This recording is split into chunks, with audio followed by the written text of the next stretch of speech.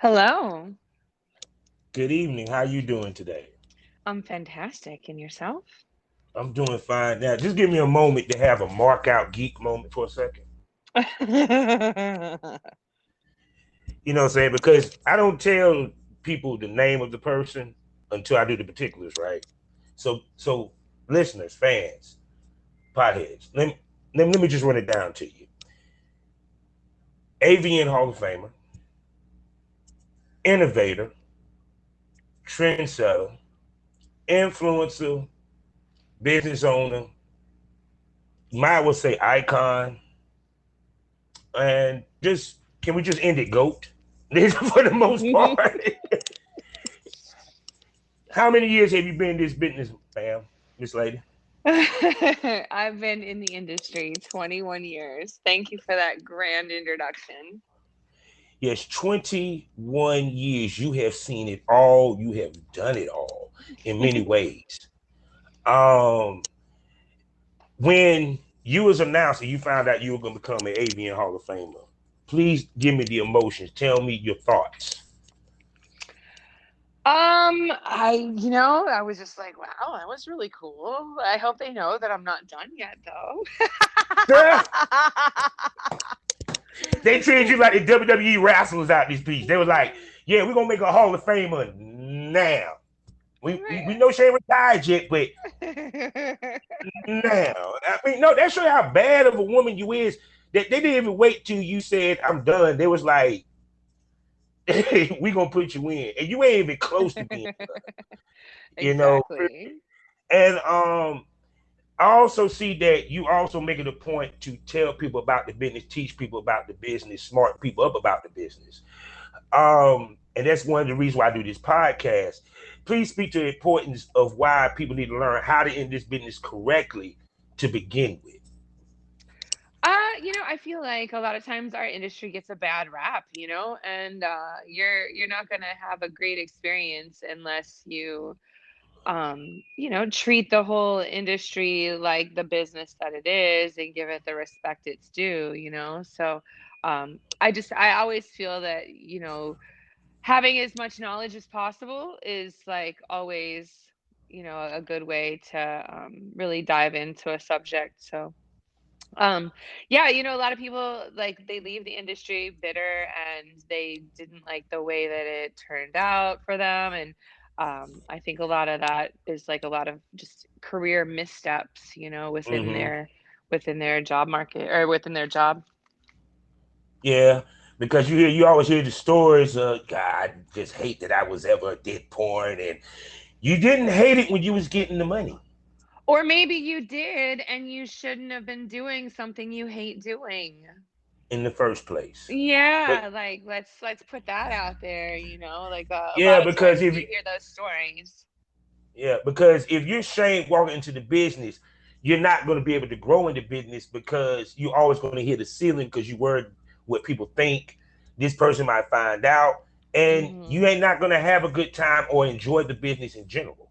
Yeah, I run into a lot of people that don't really like sex as much as you would think they need to in order to, sell that. You like, Yeah, yeah, you because you know? gotta like enjoy fucking. I mean, because you do a lot, Yeah.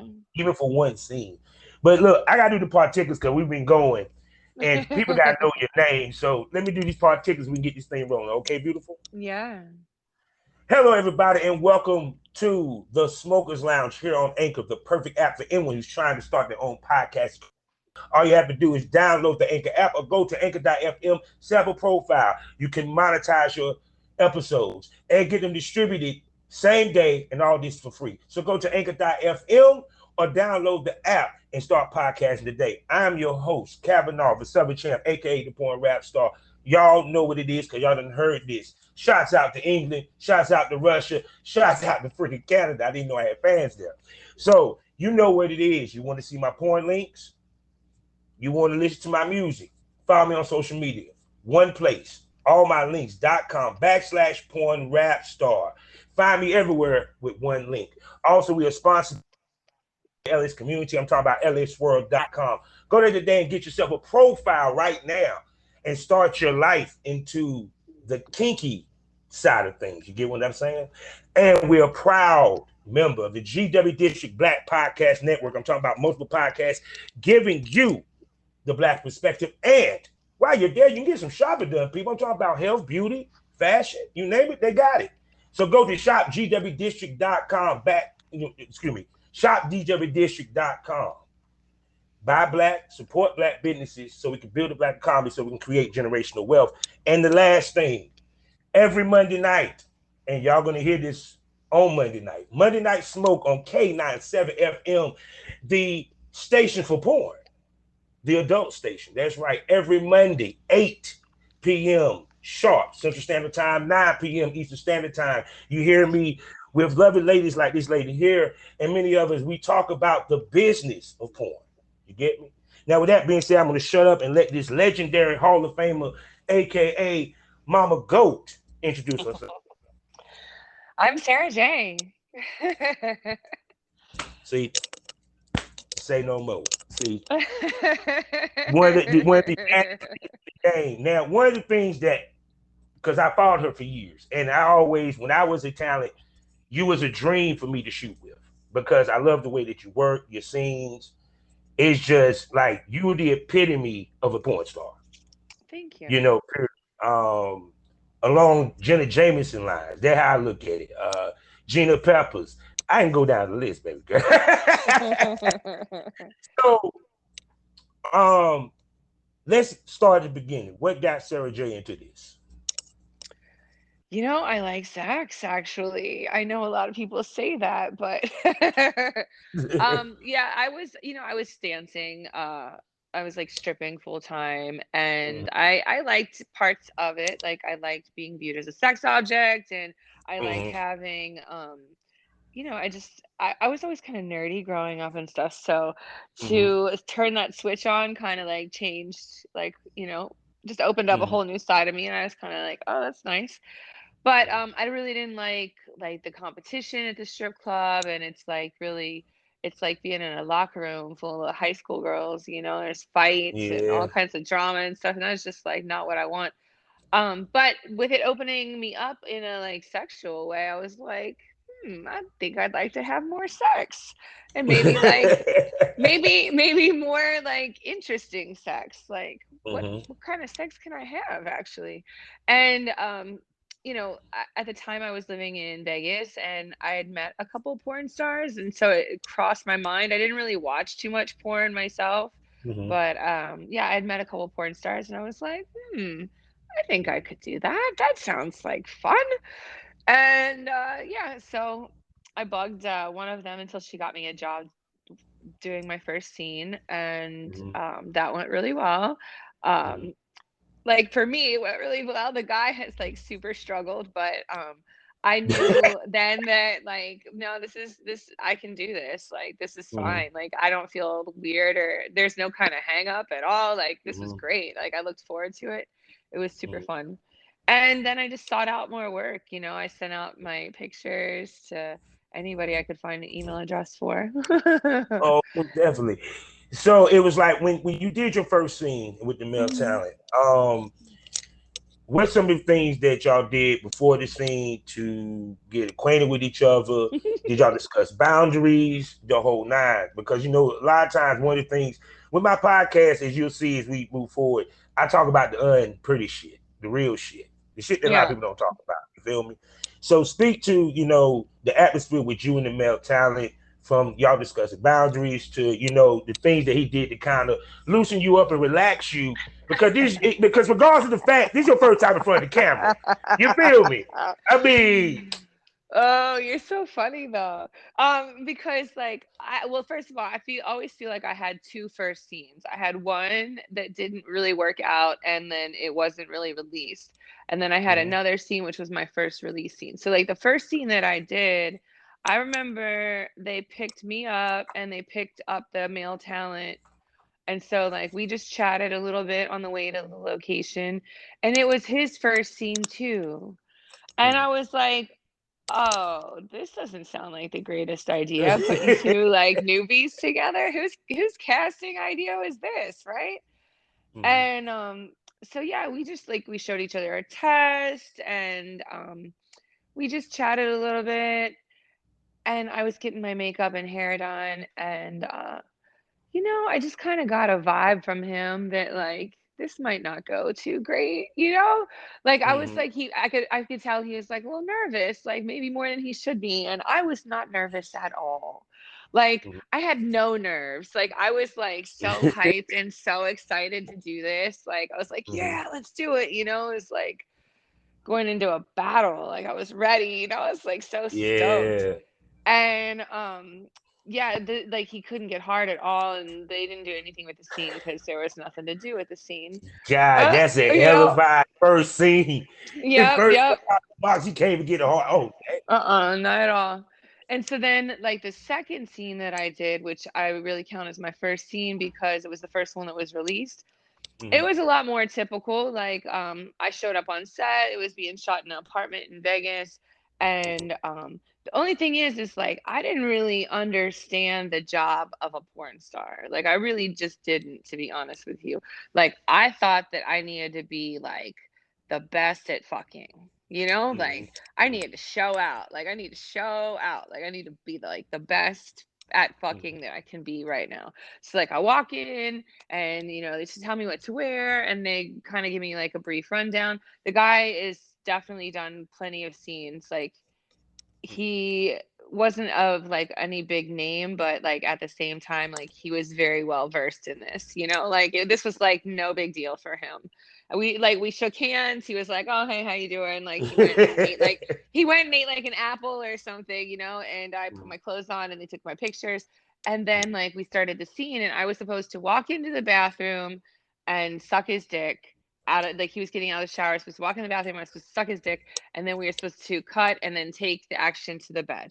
Very simple, But like I walk into the bathroom and I start sucking his dick, and I'm sucking the shit out of his dick. Like I'm Mm-hmm. giving him like one of the best blowjobs that I could possibly give at that time.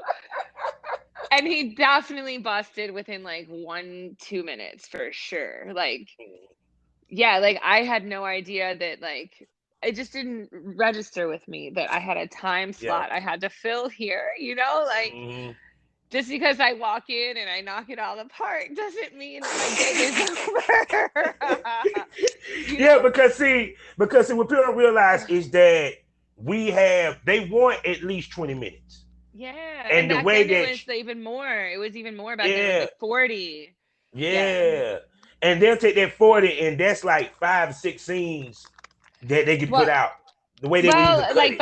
I was gonna say back then, that's not how it was done, and like that's not how I shoot still today. But like still, you figure with 40 minutes, they do a lot of editing and stuff, and so Yeah. you end up getting like 25, 30 minutes.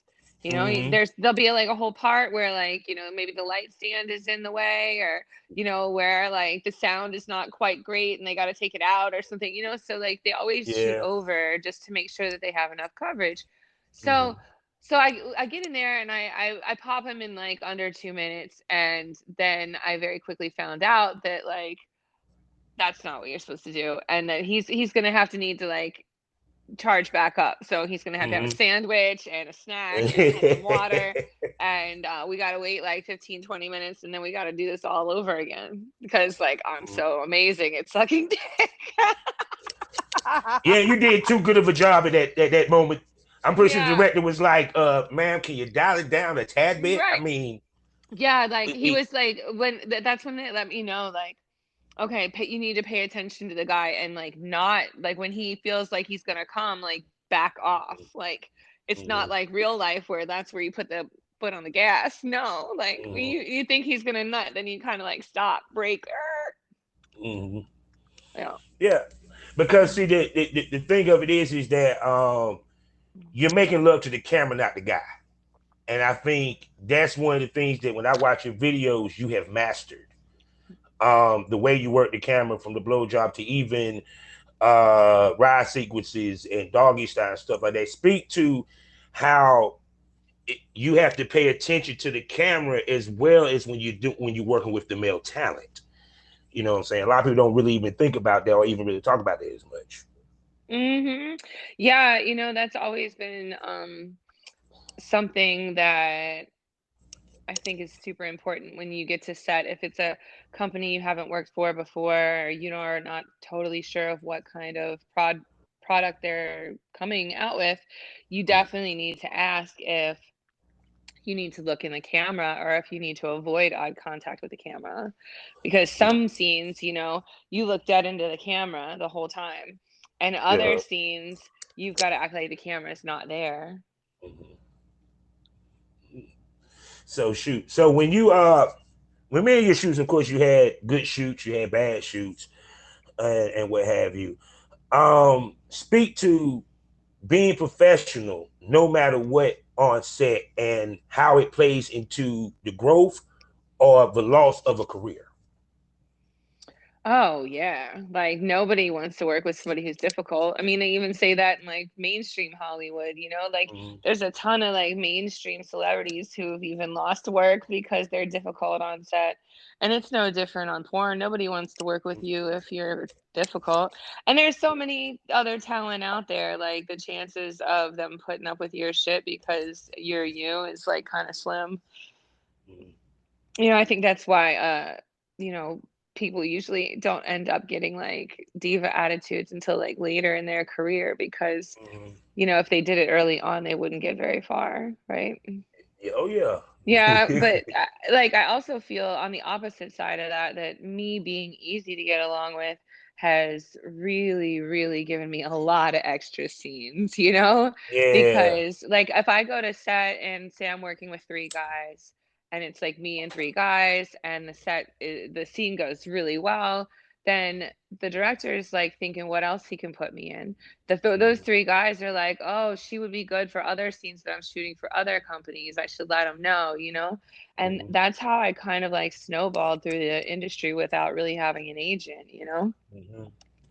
Oh And I yeah. would just always make sure to like network and like give everybody my phone number and make sure I let them know when I came back into LA because I never lived in LA. I used to live in Vegas, so Mm-hmm. I would just travel back and forth. And yeah, I was just real good at networking and I was also like fun to be around. And if people want to be around you, then you're gonna make more money, right? Oh yeah, most definitely. Most definitely. So shoot with the major companies, how did that shape your brand and the way that you shoot your own content? Oh, obviously it's like everything, I learned from watching everybody else and picking up little tidbits from different, larger companies and even this, smaller companies. Sometimes you pick up a little gem, you Yeah, know. yeah. But like one of the things that when you said that just comes right off the top of my head is my whole filing system for my model releases.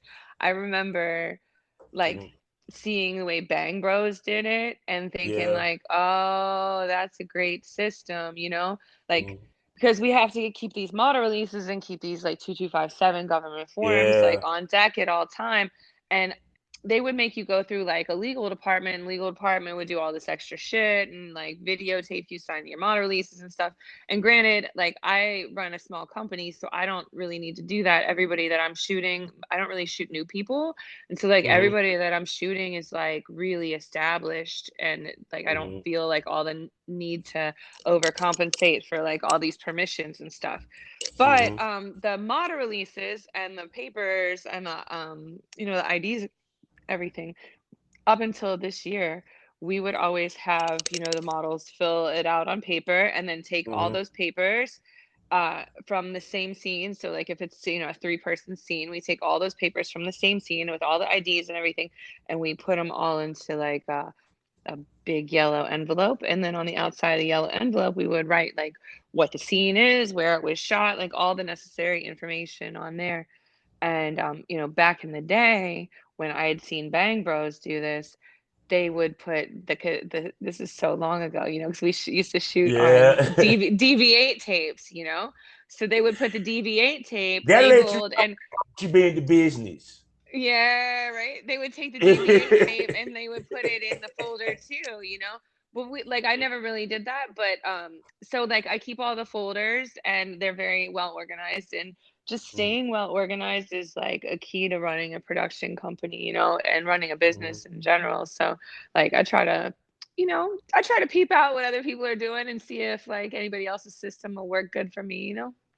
Oh yeah, most definitely. Because like I said, your career spanned 20 years. So you've seen porn with me, like I said, you can say I've been in it 20 years, talent 14 to 15 years. And you have seen how the game has changed, period. Speak to the changes of the business since you've been in it that you have noticed.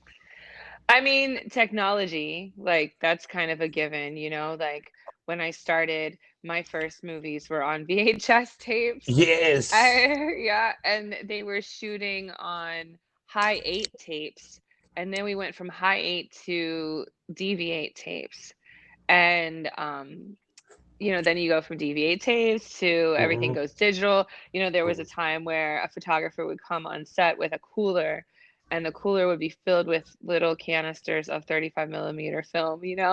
So, Mm-hmm. yeah, like with everything being digital, and then all the prices of the high quality consumer products dropping constantly. It's made Mm-hmm. our quality be able to go up at a really affordable rate, which has allowed a lot more people to shoot their own high Mm-hmm. quality content, which is Mm-hmm. really cool. Then like one of the other things that kind of like goes hand in hand with that is like, with the development of the internet, you've got the way that we make money is different, like it Yeah. started out where we were getting paid by production companies, and you would just come to work and you would do your job and you would get a check and you would go home, and that would be the end of your job. Like Mm-hmm. every now and then you might have to make a appearance at like a video store or like, a strip club or something. But that's all you did is like you went to work and fucked, and then you made appearances sometimes. And that is all. And then the internet happened and people started getting websites, and all this technology has been, easier for us to use and to get our hands on because it's like a easier, it's a lower price and everything. So we've been able to create our own websites and create Mm-hmm. our own content. And then you have platforms that, end up giving consumers a lot of quality content for free, like all the tube sites and stuff, which those never happened before until a certain moment. And so then you've Mm-hmm. got all this free content, and everybody's like, oh no, how are we going to make money? And then all these platforms came out where you can sell clips and sell, yeah, but like you don't need a Yeah. middleman. You can just upload it yourself. Like, you know what I mean? Mm-hmm. So then it takes out a lot of the middlemen, and then you lose a lot of distributors, you lose a lot of production houses. And yeah, that's just some of the Yeah. ways the industry's changed, Yeah, like because also there wasn't really like there was like one agency when I started, and now mm-hmm. like there's so many girls and so many talent involved in the industry. The industry Mm-hmm. has grown so much. We have tons and tons of agents and all kinds of agents and managers and PR people now, and people are starting to take this as a real business now, in my opinion. Yeah, because even from my experience, it was like I remember a time they said you wasn't. There was an argument. You wasn't a real porn star unless you had a standalone site.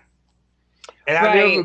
I never Okay. forget that I met this guy who turned me on to Cooks for Sale. And when he told me about Cooks for Sale, I laughed him under the table. I lied to you not. I was like, where you put your stuff at? Oh, Cooks for Sale. I said, what the fuck is that?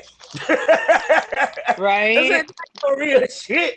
The You know what I'm saying? crazy the crazy thing that always like blew my mind about clips for sale is like people were making good money in there, and they still do. They Yeah, make really good money on there doing weird ass shit that you would have never guessed. Like, you yeah. know, like some of these studios are making more money than I'm making. I'm doing mainstream porn and they're popping balloons or something, and I'm like, "You're what?"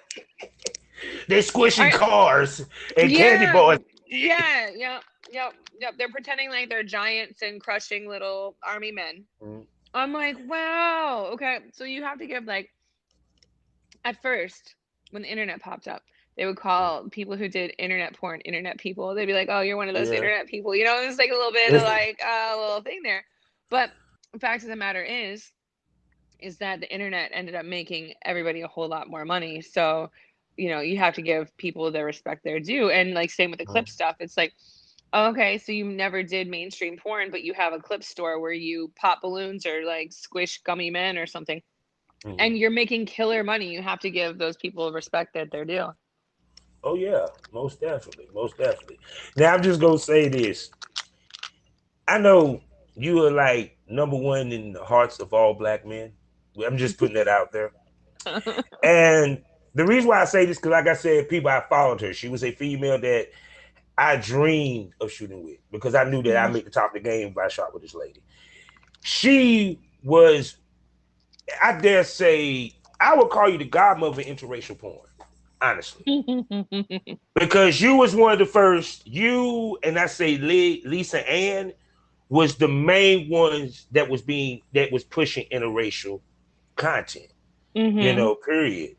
Um, did when you did interracial content, did it hurt you in Hollywood at the time? I started out doing interracial content. It wasn't a thing to me. Like I didn't even understand what interracial content meant. Like Yes. it wasn't even like they told me who I was going to work with and asked me if I had a problem working with black guys, and I was like, "Why would you ask me that?" Yeah, no, of course that's fine. Like, what do you mean? And they were like, "What's your rate?" I'm like, "What do you mean? Like, it's the same as the rate that you paid me yesterday for working with that white guy. Like, Yeah. why would you? You just paid me yesterday. Why are you asking me what my rate is? You know what my rate is. Like, I had no idea that at that time that girls were asking for different rates. hmm Yeah. And And and the reason why, because so people can understand, interracial porn was not a thing. It was actually a rarity in porn by the time you, but really before you came into the game. You know, uh-huh. I remember my times of watching porn. It was either black on black porn or white on white porn. Every now and then you might see a mixture, but it was not a complete genre unto itself. You get what I'm saying? Yeah. Yeah. And apparently, like when I started, that was when it was getting hot. And also, like, yeah, I I really I don't know. I just I didn't think it was a big deal until like years later, to be honest with you. And then I was just like, oh, it's like a thing? Like Yes, because it you ended up mean becoming a complete genre which you like dominate. people know people were like approaching me like, oh, you're the girl who fucks all the black guys. I'm like, excuse me? Like, I am? I had no idea. Like, Yeah, do you because mean see, are you trying to tell me that I fuck more than most people do? Because I had no idea, you know? So, yeah, like the whole thing kind of like caught me off guard. That's just not the way that I lived my life, you know? Mhm, And but also like once I realized that it was a thing, I was like, oh, this is dumb. And I definitely need to be like a champion of this mhm, whole thing because mhm. uh this is ridiculous and I need to like put a mirror in to the industry's face and show you guys how stupid you look by doing this. Like, how Yeah. antiquated is this? Like, are you serious? Like, Mhm. there's always that like debate of like, girls will say something along the lines of like, oh, well, like, they have such big dicks. And I'm like, well, first of all, not everybody, and I hate it when you use the word they. But then Yeah. also, like, if that is the issue, charge by the inch. Like, literally charge by the inch. Yeah. Like literally, if that's what your problem is, charge by the fucking inch. Like Mhm. it doesn't make any sense. So yeah, once I kind of found out that like it was less of a thing to me than it was to everybody else, I was like, well then I'm gonna have to make it my thing. Mhm. Like, yeah, of course.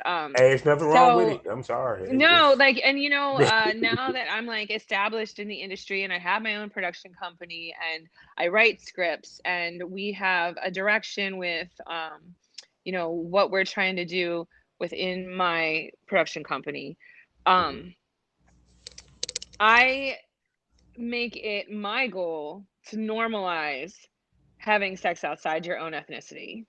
Yeah. Like my productions, they're all mixed up. Like there's all different kinds of people in them. There's black people, there's white people, there's people that speak Spanish, people that look a little Mhm. Asian, people that are quite a mixture of ethnicities, which I always find to be a Mhm. beautiful thing. And yeah, so I think that making certain that my productions are not like homogenous looking Mm-hmm. and like monochromatic, you Mm-hmm. know. Yeah, Like yeah. I want my shit to look like somewhere between like a Riri Savage Fenty show and like a Mm-hmm. United Colors of Benetton commercial, you know? Mm-hmm. Oh Like, yeah. depending on what generation you are, you know. Yeah. Yeah. So it's So important to me. go ahead. What's up? No, I was Yeah. just gonna say it's just important to me to mix it up because Mm-hmm. I have an opportunity here to create like art and a reflection of what I would like to see in the world, you know. So Mm-hmm. that's what I'm doing. Most definitely. So now we're about to move to the unsexy section of the show, ladies and gentlemen, because she brought it up and it was a great segue. Because yes, she's a business owner. Now, this is a different conversation.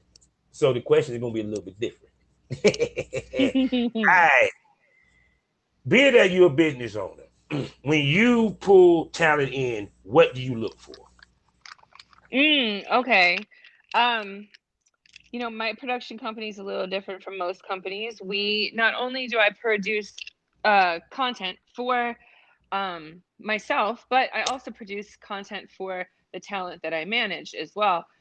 Mm-hmm. So, um, first and foremost, I go to the talent that I manage, and each individual is different, and I see what they're in need of, like what Mm-hmm. type of content they're looking to shoot, um, Yes. what's selling for them. And like then we go from casting from that point. So, Mm-hmm. for example, a couple of the girls that I manage, they're like, look, they always put me with super young guys. Mm-hmm. I get it. It's definitely like a thing right now that the age difference kind of Yeah. genres.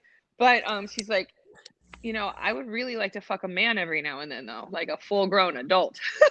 and, and I'm like, okay, I feel you. I feel you. So Damn it. maybe we should do some threesomes with young girls. Like you, an older gentleman, and a young girl. So that way, you can enjoy the scene, but also we can feed the fans what they're looking for, that kind of thing. And Mm-hmm. so then we'll go through casting and try to determine who is accessible to us easily and like, tested, available, local to the area. I like girls who are not just girls, but talent period, who are very like visible on social media, very active on social media, um, have like a positive attitude on social media.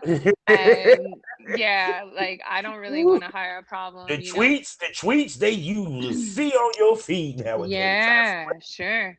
But I also like it, back to, the racial diversity that I like, and ethnic diversity that I like to have on swear. my sets. I usually try to look for people who are just like interesting and different looking, Mm-hmm. and also like I like thick girls, I cannot lie. So like, a Cause thick you girl is think so, always it's thinking, only make "Oh it yeah." So, a makes thick sense. girl is always winning a little bit. Mm-hmm. But yeah, but like as far as like the talent that I manage and stuff, I like to work with mostly like established stars, people that are in this for a lifetime and not for a temporary moment. Because Mm-hmm. I feel that I can help them best. I can help them stay in the industry and learn how to make like a long lasting career and like structure themselves into a business that can be sustainable for like the rest of their life. Oh, most definitely. So, how do you balance Wildside Productions and Sarah J Triple X? Because you're still in the business. At the same Yeah. token, you're running your company. How do you balance it? I don't know. It's such a hard, that is like, that's the thing I probably ask myself every day, or like at least put myself in check about every day. No, seriously though, because as much as I would like to drop everything that I'm doing and fully put all my effort and energy into Wideside, every drop of it, I would like to give to the talent that I manage and stuff. It's not only is it not financially smart to do that, but the fans still want me. Like, Mm-hmm. there's no way that I could retire. Like, I would be bombarded with harassment, that would probably equate to I've me seen just the actually lines at the working, exoticas. Trust me, I like, know. I've seen the like, lines. yeah. People, So if like you ever go to a Exotic, hold up. If you ever go to a Exotic, go to Sara Jay's booth. The line is going around the fuck. She has the longest line in the damn building. I'm yeah. telling you. I'm telling you. I've seen it. But go ahead. I'm sorry.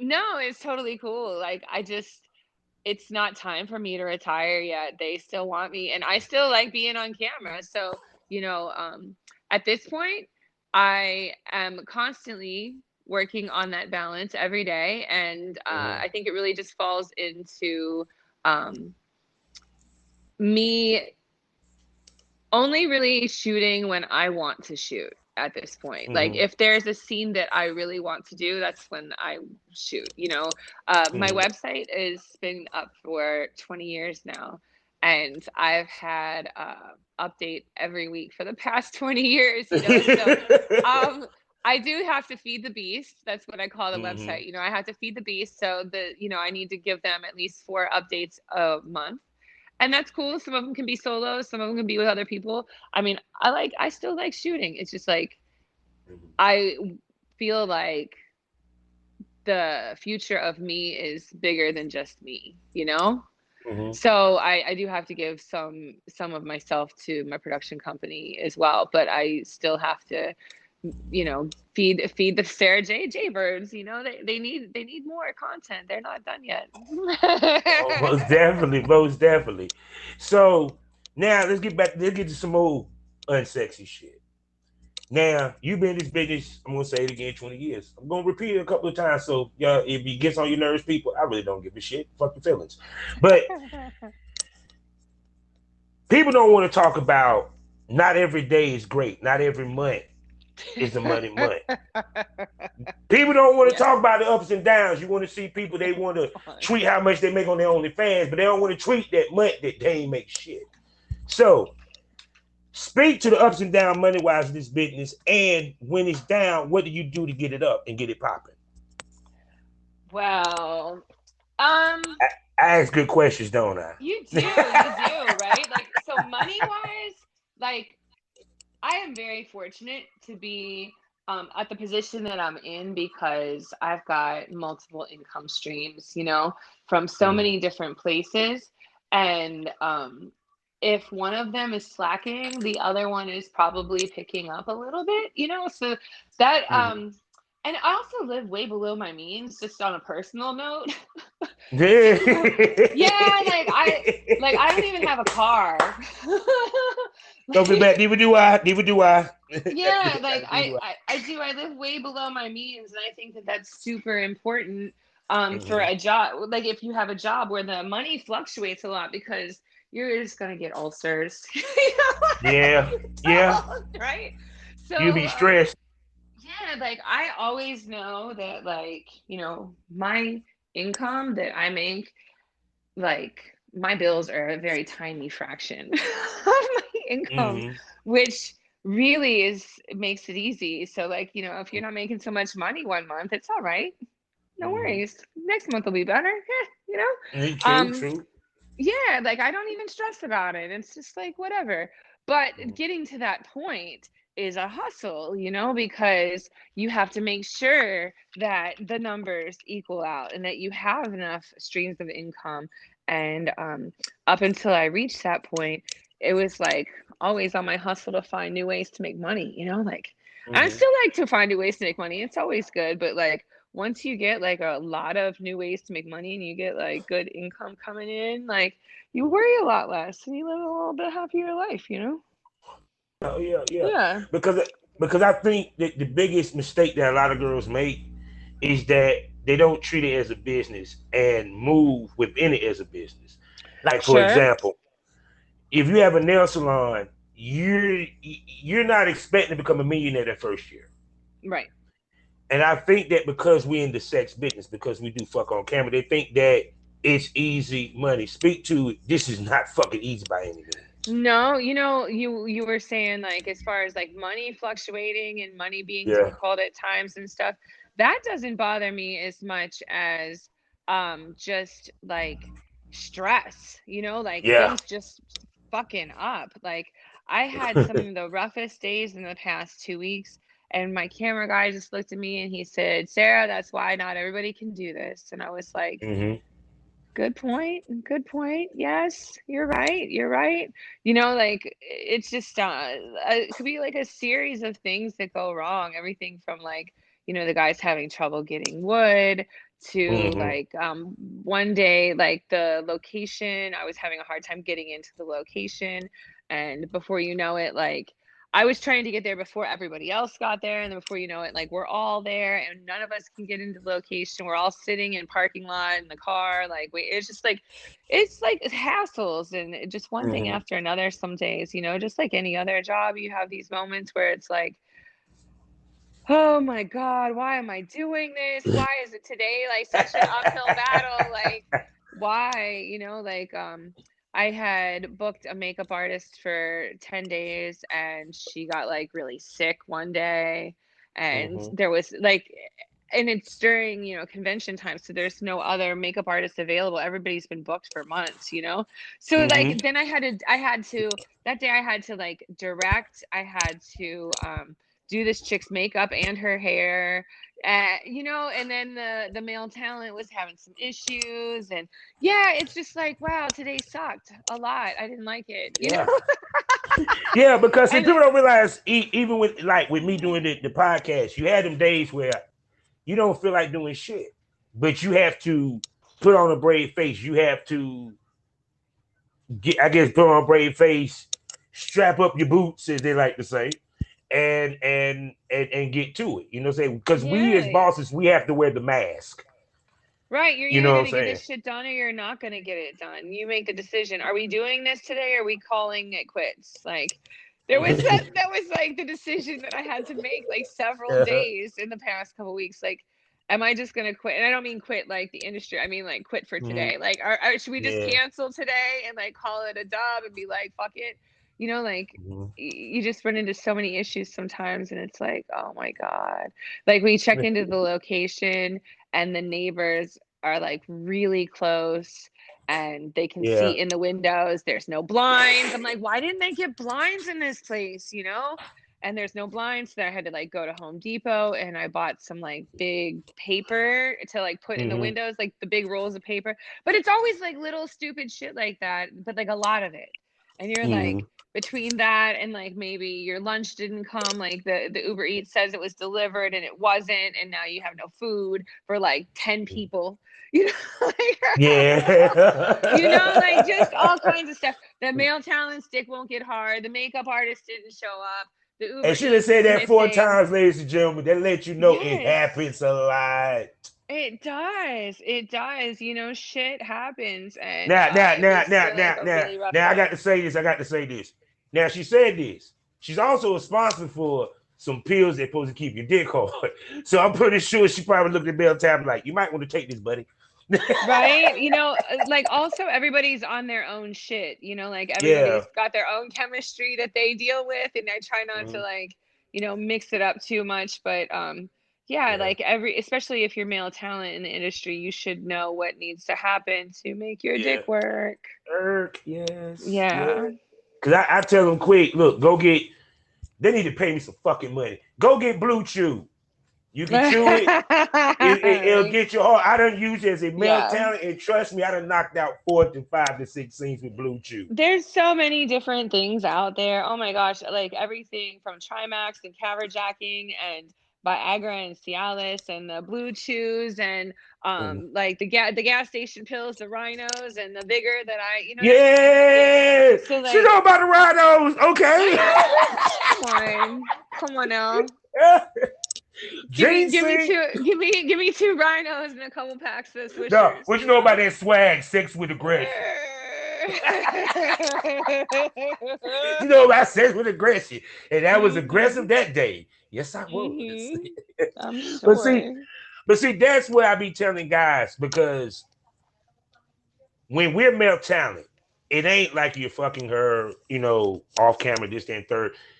We have to stay hard, be mindful of the camera, mindful of angles, mindful of the model herself. You know what I'm saying? And also block And out distractions. basically, because you will have distraction because they don't understand the cameraman is the worst distraction ever. Because the cameraman Sure. will get behind you, dick in between your bare ass butt cheeks. He got on pants, of course, to get the top doggy style from the angle like you're looking at it. You He'll get know, between your legs, all that shit.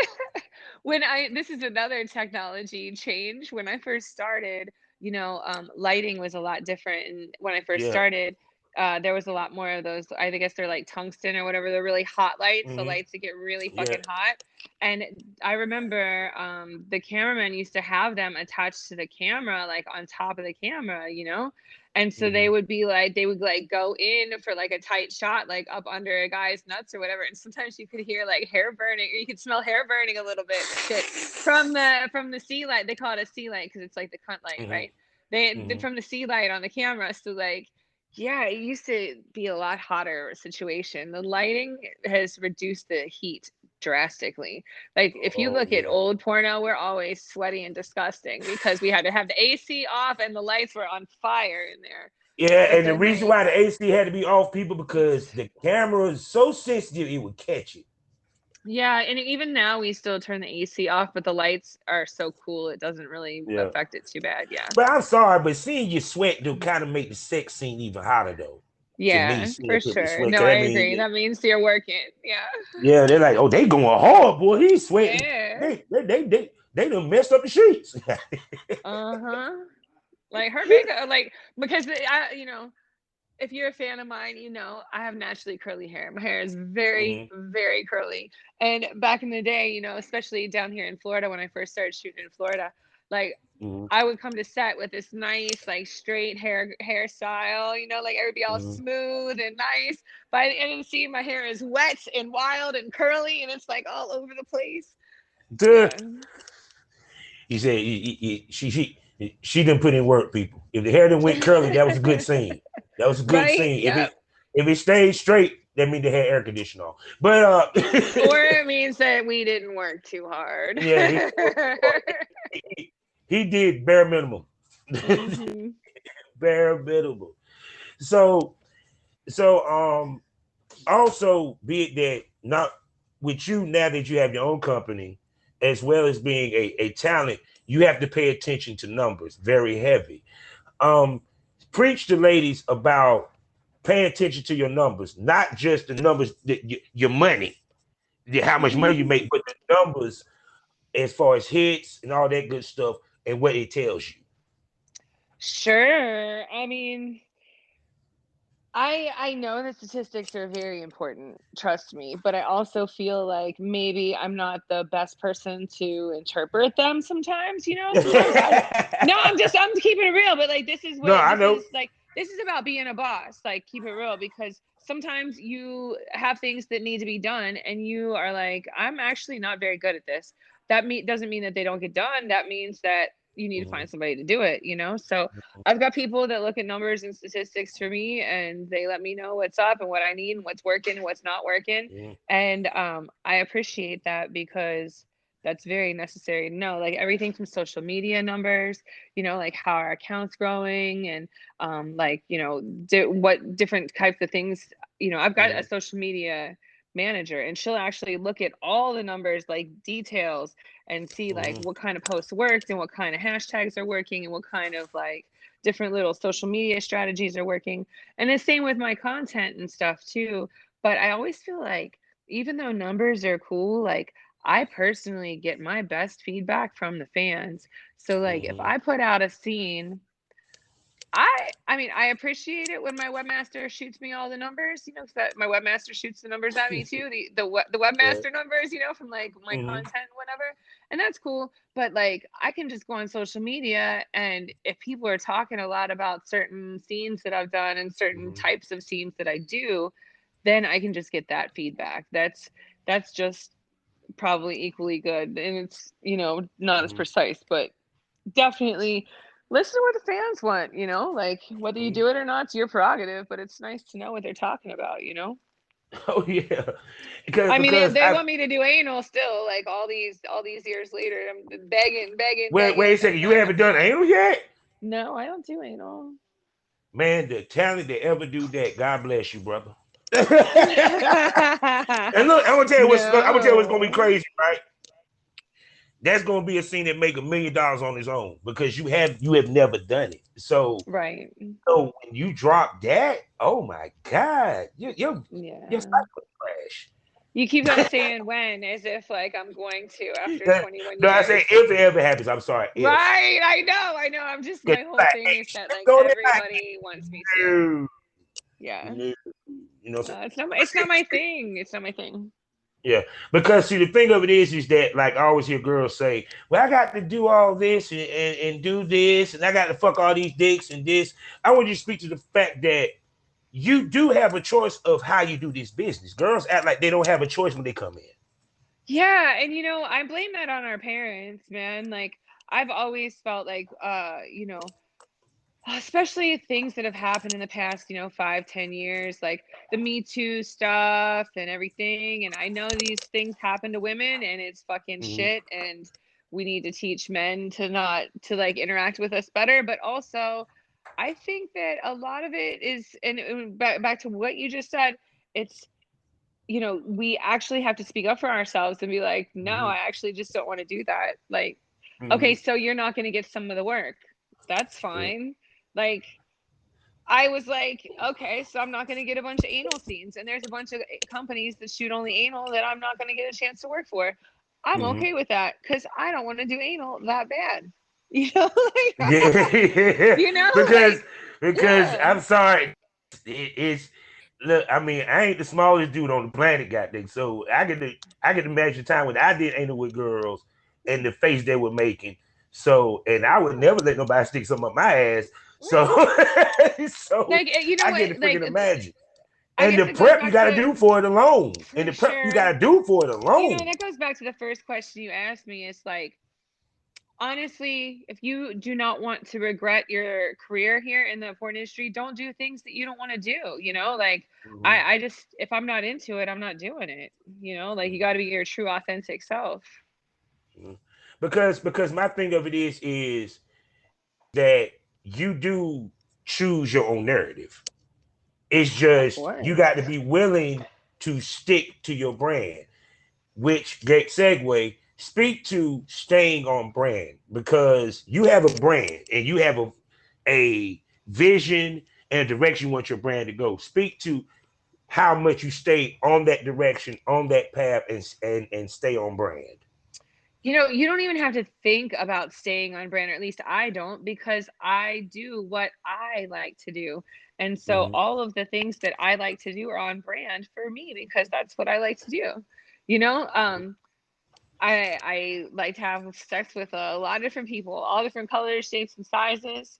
I think it's a beautiful thing, and I give amazing oral to men and to women, and Yes, I seen it so many times. So many I'm times. like a little bit older now, Well, not that I didn't do It this don't before, even but like I've matter. always It no, don't no, even. no. I was gonna say like I've always filled these MILF roles. Even like some of my first scenes were MILF scenes. So I feel very But comfortable you in a know, MILF role.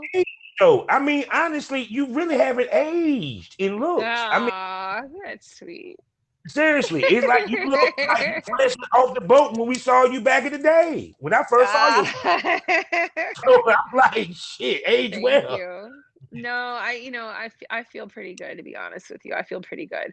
But like yes, like I just do the things that like I would normally do, things I do in Mm-hmm. my personal life, the things that interest me.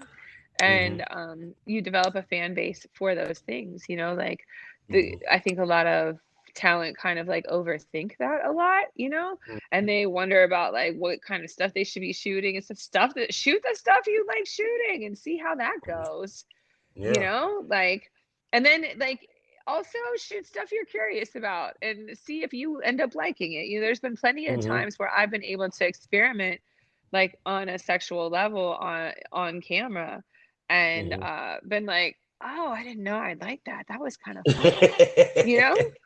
Like, Yeah. and it's been an opportunity to explore my own personal sexuality right in front of everybody.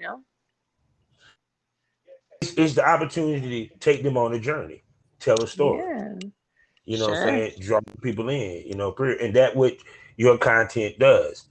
And also now, I know if you went back your younger self when you first got the business, that you would be a social icon. Let's make that clear. Hey, she laughing because she know I ain't lying. Social icon. Okay. He was on Vlad TV, motherfuckers. Let's keep it real. I Okay. know, right? Yeah, I So already want to crazy. go into the other stuff, but she's a social icon. Did you think that you would become that big? Uh, yeah. I'm not gonna lie, I did. She doing she Yeah, that. I did.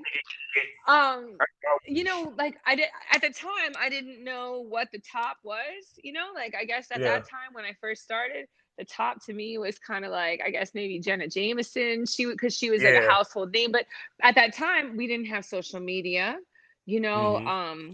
So like I kind of got in the industry. It's just my obsessive personality, to be honest with you. I'm like, Mm-hmm. I kind of like, I do a lot, like no matter what it is I do it hard. So like when I started, I was just like, yeah, I guess I'll just keep doing this until I'm a household name. That's kind of what was Mm-hmm. in my head, was like, I'll just do porn. I'll do the fuck out of porn and until I'm a household name. And I guess that's my goal, is to like Mm-hmm. be a household Yeah, name to a because certain your extent, brand has expanded. You have a YouTube channel. I seen you do Yeah. comedy skits. I Yeah. mean, see, that show how much I follow you, because it's like, to me, you're the epitome of what I've been saying for so many years. Females that do it all make the most money, and expanding and evolving your brand. Speak to evolving your brand to where it goes beyond porn. Yeah, that's really important to me. Like, I'm trying to like give of myself to my brand Wide Side, and to Mm-hmm. make Wide Side be bigger than me. So that Mm-hmm. way, not only will Wide Side feed me for the rest of my life, but it'll be able to feed the other employees that I have as well for the rest of their lives, Mm-hmm. and maybe even be able to pass the business or sell the business to, someone else in the distant future, So Mm-hmm. like I think that, creating something bigger than you Mm-hmm. within your same industry, for me, is really important. Like I really love this industry, and I feel that I know Mm-hmm. this industry well, and this is my department. I'm always saying it's not her Mm-hmm. department, but this is my department. This is what I know. And I want it to be bigger than me. Like I want the impact that Mm-hmm. I make in the industry. I want people to know eventually, Wide Side isn't that owned by a porn star though? Like, yeah, I think Wide Side is like what's her name? She's like that old lady, like I don't even know if she's alive anymore, Like I think They her be name's snapping their Sara finger. What's Jay. her name? It's on the tip of my You tongue. It's on the tip of my tongue. right. It was something really short and easy. I can't remember what it Yeah. It was was. Sara Jay. Yeah. Sarah Jay. No, they Yes, were yes. they were like, it's Sarah Lee. Her name was Sarah Lee. That's what Right. okay. So we've been producing content for my YouTube channel, of course, which is like some comedy stuff for the most part. But then I Mm-hmm. also started like a CBD line, Sara Jay self-care collection, to kind Mm-hmm. of like branch out of the adult, but to still have like a nice like Mm-hmm. cross market. CBD is like product that's like near and dear to my heart. I've always been involved in the cannabis community in some kind of way, and to Mm-hmm. be able to celebrate CBD for what it is, which to me, CBD, for those of you who don't know, it's like one of the chemical compounds found in cannabis that is Yep. completely legal, and it does not get you high, but you can still receive some of the benefits from ingesting Especially cannabis. medical. Especially medical. Yes. Right. So like everything from pain relief to sleep. It also works as a topical to increase circulation. It's really good for muscles to, relax muscles and stuff. So I created three products. I have a bath bomb called Time Out. I have a massage oil called Long Day, and I have a personal lubricant called Long Night. And yeah, I love those products. They're great. And like I would like to do more products in that field of like health and beauty as well. Mm-hmm. See, because see, it's like this. I always said that females should strive to be sex symbols, and in any, not many ways, in every way, sex symbol. You feel what I'm saying? Speak Mhm. to maintaining that image and the benefits of being considered a sex symbol. Like, okay, so as far as like maintaining the image, that's super important in my opinion to someone who is in the adult industry. We are Mhm. selling our image. We are our image. Um, Everything that has made me what I am today is because of my image. Like you're Mhm. not jerking off to me because I'm funny. You know? Like you know what I mean? So like She tell great jokes, ladies and gentlemen. I do, but it's probably not gonna make your dick hard, you know? So, like, I feel that, for me, Mhm. I want to be presented at all times in a very specific way. I do Mhm. not post pictures without makeup on. I do not have emotional outlettings on social media. I, I try to look my best at all times when I know that I'm going to be presenting myself to the public as Mhm. Sara Jay, your favorite porn star. And I think that really uh keeps the fantasy alive, to a certain Mhm. extent. Like I know that I might not be popular opinion with all that because so many people go on social media looking. They're like, oh, the fans want to see what I really look like. No, they No, don't. no, they They don't. do. They do. They do. They say they do, but they're not going to jerk off to that. And like, Mhm. you want them to jerk off because that's how we make money. You Yeah, know. pretty much. Yeah, Yeah, they don't need like I don't want them to for me personally, part of my brand is that I'm thick and curvy and I'm like a little bit fit. What do they call that? Fit thick, thick fit, yes. whatever. I'm like a You little bit thick, like baby. that. You. Yeah, and I work out a lot, so like, I'm strong and but I also like I said, I always have my eyelashes on, I always have makeup on, like I always have my hair done. The only time you're gonna see me super fucked up is when a scene is over and I just got the shit fucked out of me. So And that's still I do beautiful, but like, go ahead. yeah, thank you. But and it's funny, like, because some people like we all have haters and stuff and trolls and whatnot, and Oh I could care God. less about any of them. But what's interesting is like sometimes they'll bring up pictures of me from like rough scenes or scenes like after like I've had like crazy, amazing sweaty sex and stuff, and I'm just like a hot Mhm. mess, and they're like, they want to like poke fun at it, but like that's for me, that's like a symbol of hard work. Like, Yeah. like we were And just then saying two, before, and then two, as a man, I'm Yeah, just saying this. yeah, If she looks like looks the same as when she walked in the bedroom, dude, you are yeah, terrible in the bed. yeah, You are terrible in the yeah, bed. That sure, makeup, that hair supposed to be fucked up. She supposed to be breathing yeah. hard, looking at you like you a demon. Not only that, but that's just the type of performer that I am too. Not Yeah. everybody's the same type of performer. Some girls, Hmm. they in their mind, their goal is to look as pretty as possible during a Uh, sex act, and I get that, uh, and that's not my goal. My goal is but, to but but but come. that's not Like I realistic want to, though. right? I'm like, well, my goal is to come like a lot. Like I want to come like as many times as possible. That's what I would like to do.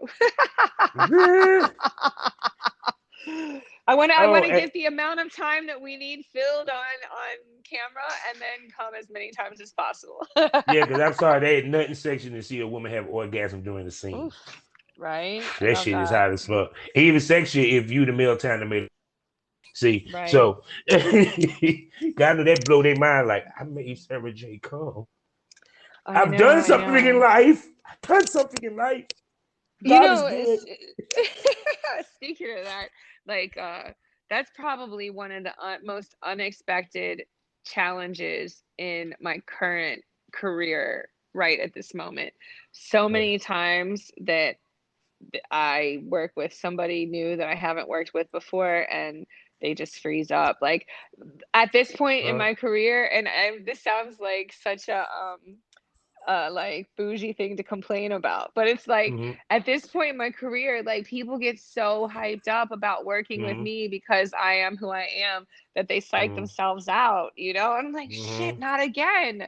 Like, See, I guess with please, me, please get your dick hard, please. I'm not just saying this because, see, I'm not just saying this because I'm retired. Because trust me, if I came out of retirement for her, oh, I'd be ready to go. But to me, because of my music past and being around stars, being around a star like, let's say, if I shot with you or Lisa Ann or even Jenna Jameson, I would look at you as a person because of my background on that. Yeah. And period. Don't get it twisted.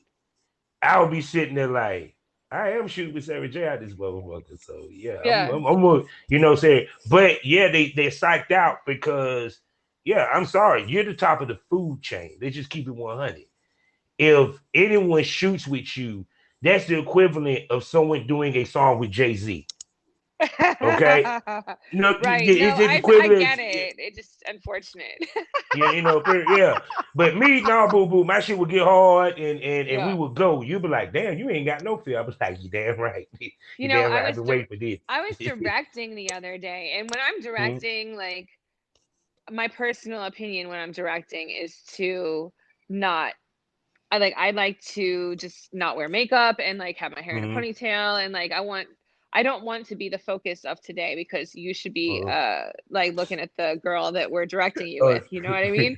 I don't want you to be like focused on me. So like I'm you don't directing want to this be a new guy. distraction. Right, right. I'm directing this new guy and he can't get his dick hard and I'm like, sir, what can I do for you to make this better? You know, like I always say that to the guys once we get Mhm, to that point, you know, like, is there something that we can do to make your situation better right now, you know? mhm. And he's like, I'm so nervous. He's like, it's you, it's your fault. I'm like, me? I'm like, I didn't even shower today. Like, I'm a little bit funky. Like, I don't have no Yeah, makeup he on. don't give a You damn. know, He look at like, you like she still look like he's a like, snack. no, he was like, you know, like he's like, I just didn't think that I was going to be performing in front of Sara Jay today. I'm like, oh Jesus. Yeah, I'm because I like, mean, it's pressure because yeah, it's not just the fact that you're an icon. You do this. You feel what I'm coming right, from, and yeah, also at the same token, as a male talent, I want to make sure I do good enough so she'll call me back. right, right. It's So so when much you add stress, and then once things start not working out, it like keeps not working out, you know. yeah, because it goes downhill. Because even with me, whenever I had those moments, Hmm. it's how I did it was I had to find something that turned me on about her to where I can get the maintenance scene. Because the people I always explain what the maintenance scene is. Maintenance scene is simply this: blowjob, missionary, and doggy style. Trust me, Yeah. Okay. when you do ride, you got to be a certain stiffness for that to go off. I don't give a fuck what nobody say. So to me, it's like, for example, I used to love girls wearing heels. If you wear a certain heels that look sexy as fuck, you got my attention. You can be ugly as dirt.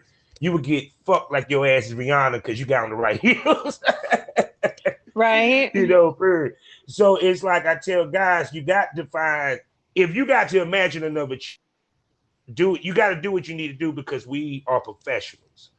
Period. But yeah, trust me, I can understand why some of the guys might get, limp because I'm sorry, that's like I said again, you sitting about to bang this chicken. Sarah J sitting over there drinking some coffee.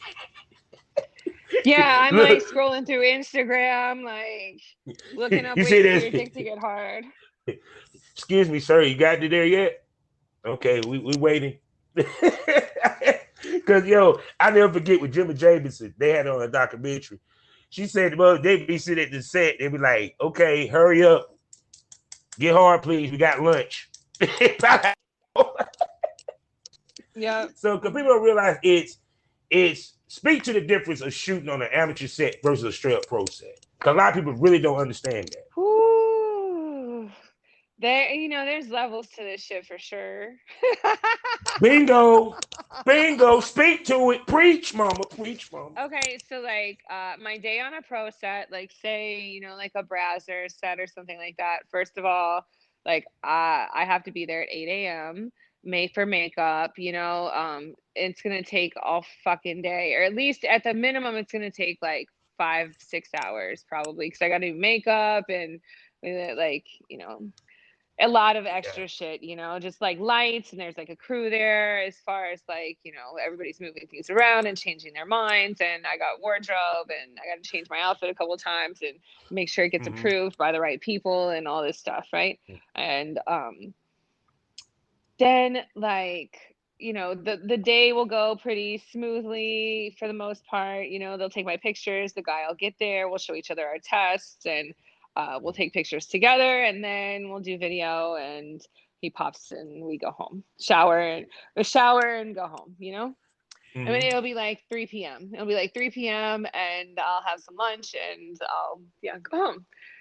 Mm-hmm. On like an amateur set might start, you know, probably going to start somewhere between 4 and 8 p.m. because people got to wait till they get off their other jobs. Yes. Yes. Or it's on Right? the weekend. Or it's only on the Yes. weekend, like Yes. Saturday and Or Sunday. right, right. And like, you know, check into the hotel is usually like 3 o'clock, so it's gonna be a little Yeah. later. Yeah, right. And then they're probably gonna offer you alcohol, maybe weed, like you need anything, you know, like somebody might be eating some food and stuff and just chilling. Mm-hmm. And then like, you know, the call time is like real loose. There probably won't be a makeup artist. You probably have to wear makeup from your scene earlier that day and just touch it up yourself a little bit, you know? Mm-hmm. Yeah. And there won't be a makeup artist. Like, you know, the lighting is gonna be like rough. You're gonna go through the pictures, and they're gonna tell me like what a great job I do at posing.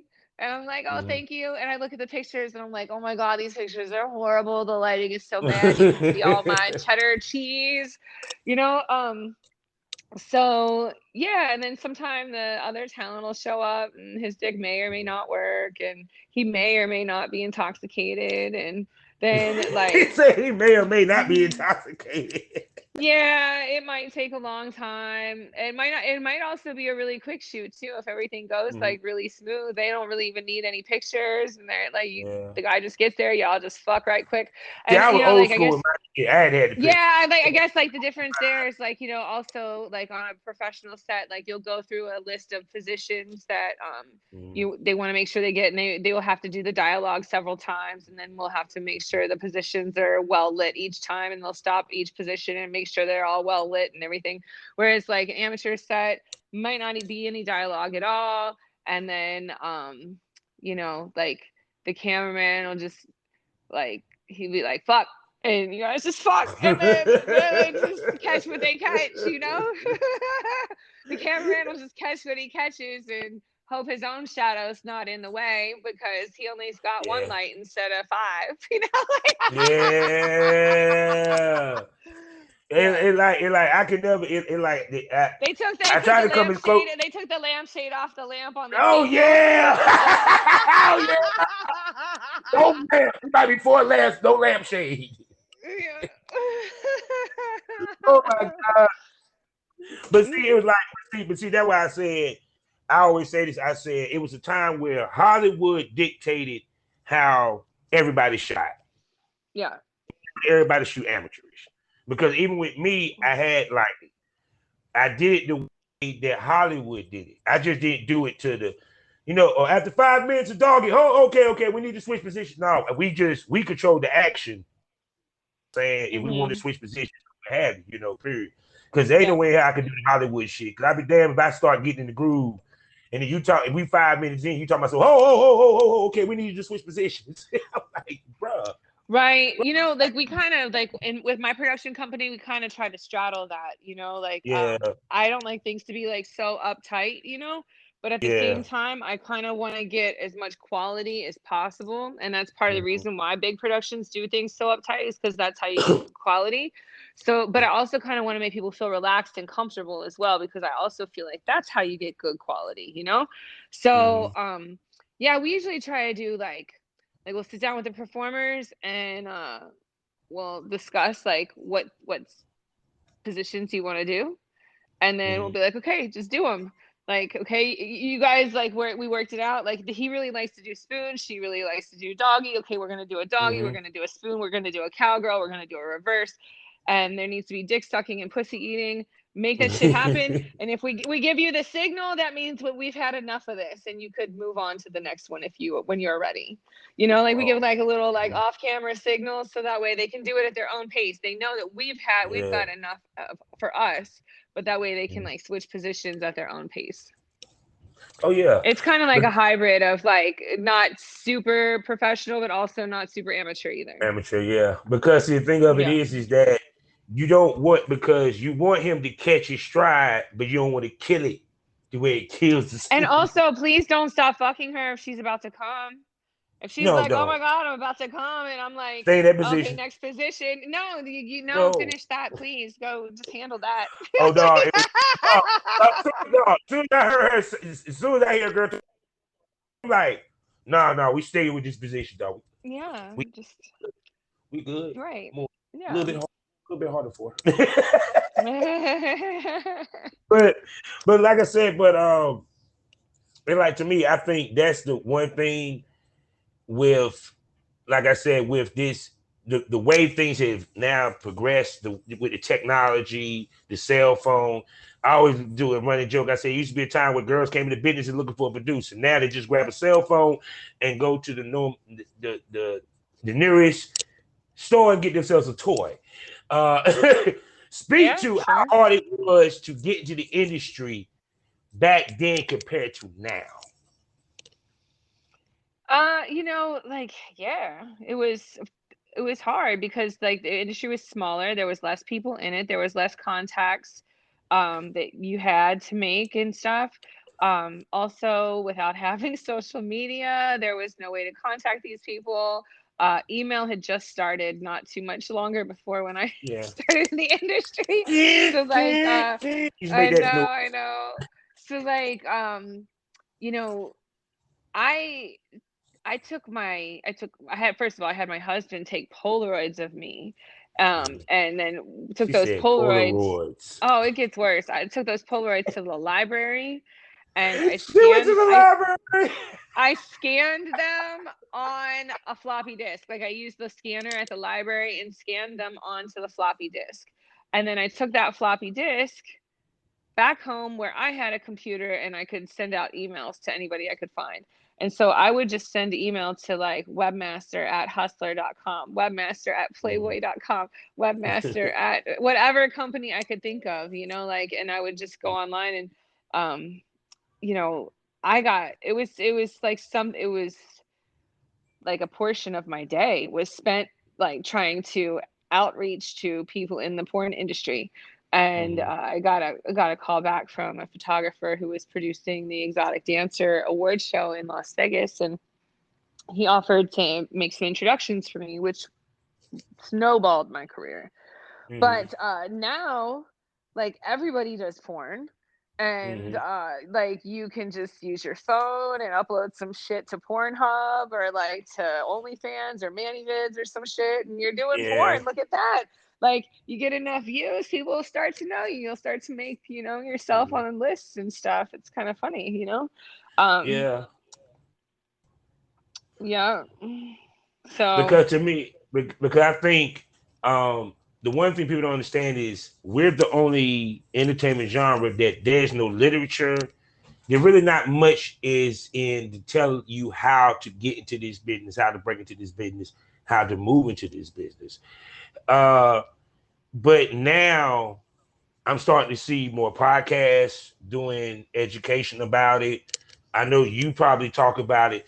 How important is it for us who is in the industry who doing a high level to bestow knowledge on those that's coming in so they can do it the right way? if you're not an asshole, you should totally do that. Yeah, because there's a lot of Yeah. assholes that don't want to tell nobody shit. But go ahead. Yeah, yeah, yeah. Like I mean, there's always the thing of like the game needs to be sold, not told. And I feel that to a certain extent, the information is valuable, but at the same Mhm, time, like if you can help somebody out, it's karma, it's karma, and it's better mhm, for our industry. It's better that we have people that are supportive and proud to be part of the industry, and even can normalize being in the industry. It's important that we have positive stories. And if you Yeah. can help somebody have a positive story, do that. Yes. I It's get I called get great like I get karma. really frustrated. No, it is. It's great karma. Like I get super frustrated because like all these celebrities and stuff use our industry to get famous. They're like, oh no, my sex tape Oh, leaked, and they're like, oh, I would never do that. Porn is such a bad thing, or like, oh, my sex tape leaked, and I'm like, no, you let that shit out on purpose, and it's okay. I just wish people would like kind of give our industry but the but credit it's due and be like but kind of that's proud been of going it. on through history because if you look For at it and you sure. break it down, porn has always been the guinea pig for the other industries. We were the guinea pig for how you make Yeah. money on the internet. We're Yeah. the guinea pig for many of the technology that's being used. Mhm. Understand, people were making movies with their cell phone. No, they was using their cell phone Yep. to film somebody sucking dick. And that's when they Uh-huh. decided, yes, wait, let's do a movie with using a cell phone. You know what I'm saying? Um, we always has been the forefront, and they looked at how we do it, even to now, how like even with Spotify, now they're offering subscription based. Guess where they got that from? Porn. Yeah. You know what I'm saying? Yeah. Yeah. Sure. Yeah. It's I always feel like music and porn run parallel, like kind of neck and Yeah. neck. Like What they if do. you want to know the direction that porn's going in, or you can just look over at the music industry. Mm, Hmm. it'll Yeah. definitely give you like a example of what's happening. Yeah, because if you want to be honest, the only reason why a lot of those music artists end up getting OnlyFans because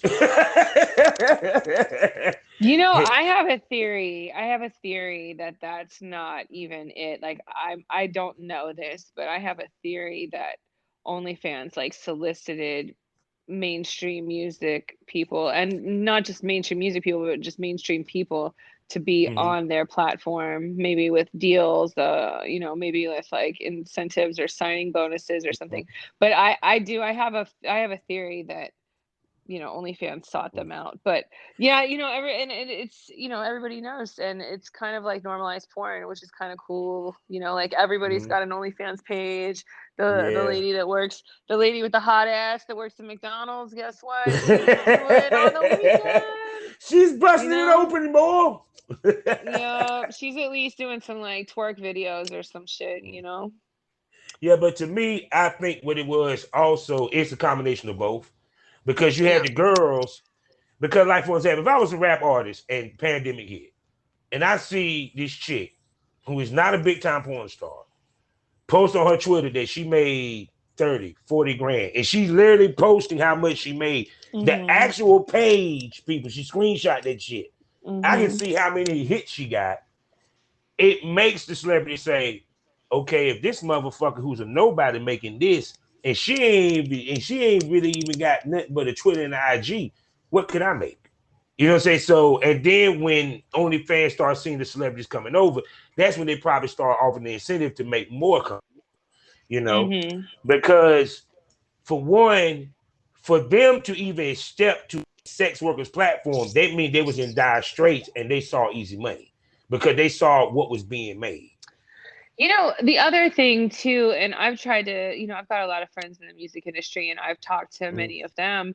OnlyFans gives you an opportunity to create uh, art, Yeah. visuals that are more risque and maybe not acceptable on many other platforms.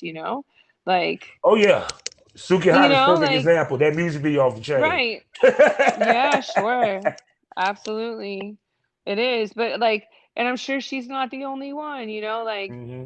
there's there's plenty of people out there, and it doesn't really matter what your job is. There's plenty of Yeah. people out there that like to explore their sexuality and Uh, to play dress up, and they might want to see, how it feels to look like this, or to like do some nude photos or whatever. And um up until OnlyFans, really, if you were a celebrity and going to do something like that, you had to do it very privately, or Mm-hmm. you were going to be like in Playboy or something, like Yeah, or Vivi XYZ come buy your celebrity. shit.